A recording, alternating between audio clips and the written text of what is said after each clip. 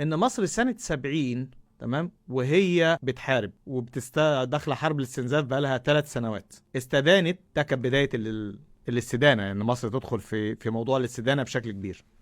مصر كانت مديونه خارجيا بمليار ونص. المليار ونص سنه 70 كانوا يشكلوا 29% من الناتج القومي المصري. يعني مصر وهي سينا محتله وبتعمل حرب استنزاف وبتبني الجيش وبتستورد أغذية، لأن الأغذية كانت مدعمة وفي مجهود حربي حقيقي وفي معركة حقيقية وفي معركة تصنيع حقيقية وفي معركة استقلال حقيقية، استدانت بما يقارب 30%. السيسي علشان يعمل شوية الفشخرة اللي عملهم دول استدان ما يزيد على 50% من الناتج القومي المصري. فما حدش يقول يناير، حد يقول في حد لا يعي ما يصنع، تمام، معاه مجموعة قد يكونوا مخربين قد يكونوا مخبولين، ولكن في الآخر ما تعيشه مصر الآن هو نتاج أيديهم، نتاج سياستهم الغير منضبطة، نتاج أنه بيحكم بشكل مطلق بدون برلمان يحاسبه، بدون سلطة قضائية تستطيع